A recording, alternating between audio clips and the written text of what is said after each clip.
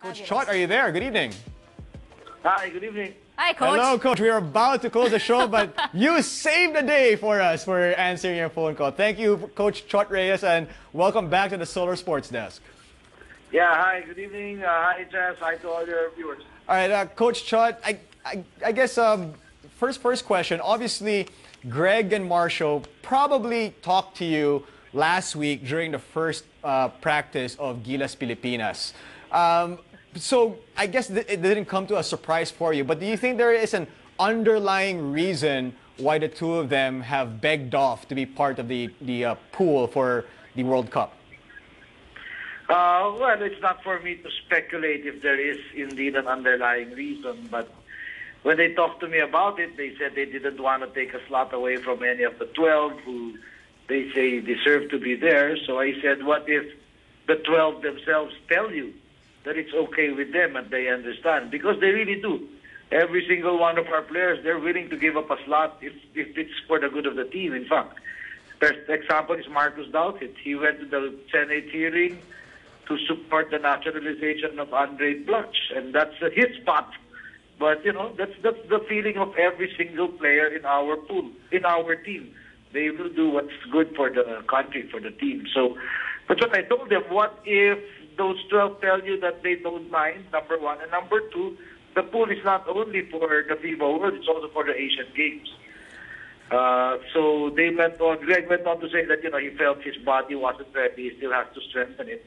And then Marshall told me that he's still not fully healed from his injury of a year and a half ago. So, you know, at that point I said, of course, I respect the decision, but I wanted them to tell the public. And so that was why there was the announcement today. Now, Coach Chot, you did mention that there's going to be also the Asian Games that's going to be coming up later on this year after the FIBA World Cup. And Greg did say that he is willing to join that tournament if chosen for it. What's your I guess thought process on that? There's no opportunity because the FIBA, the Asian Games is going to happen a few weeks after FIBA World. In fact, even before we start the FIBA World, we already have to give our lineup for the Asian Games. That means this pool is the pool that's going to be for both tournaments.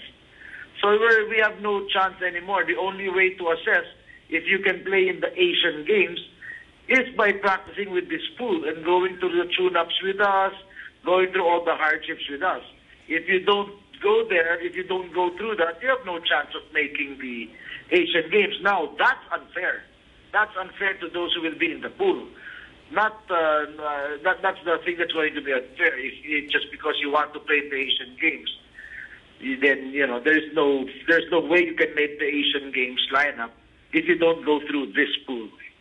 All right, Coach, so what's the next step for you in this pool? Will you be replacing Greg and Marshall, or are you sticking with this pool? No. The reason why we had 16 locals plus Marcos at 17 is because I anticipated that there would be a fallout. You know, that's the case in any situation like this. When there's a pool, there's always going to be fallout. Either somebody gets injured, gets sick, for whatever reason. And so with this, we're left with 15. And I think we have enough. You know, if Andre Blanch's naturalization goes through, we'll have 16 guys. I think that's enough. You know, my only regret is that it just limits our options and it limits our ability to have two different lineups for both the World Cup and the Asian Games because there's no way, like I said, to make Asian Games without going through this pool. So, you know, that's the one thing. And number two, it's a genuine concern for both players because I don't think anyone can disprove that every single player played in Gilas can accept the player. In the big you know, Lamar, Jeffrey, Jason, scoring, parking is so much better. So it would have been an opportunity for these two guys to come back really much better players. That way, so Coach, we were starting to lose you there a little bit due to the signal, I suppose. But I guess, what's the next step? I mean, right now we know that you guys are doing once a week practices with the pool that you currently have. When is it possible to actually up the practices to maybe a little bit more and then more than just doing the drills that you guys do? That's going to depend on the PBA schedule.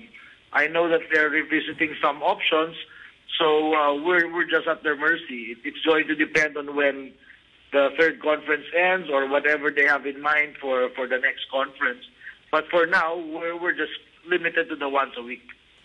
Also, Coach, you already mentioned a while ago the hearing for Andre Blatch. Could you give us any updates on his naturalization process? In our hearing, Andre Blatch passed the first reading. So we're there now. I think they're trying to fast track it, get to the second hearing and so on. It's a complicated procedure that I'm not really well-versed enough to speak about. But at least the first hurdle has been passed, so that's a positive sign. All right. Thank you very much, Coach Chot, for shedding some light in this issue. And go Gilas. We are still completely behind you, Coach. And hopefully the practices will pick up soon. And, best of luck to you and the rest of the team. Thank you. Thanks, Coach.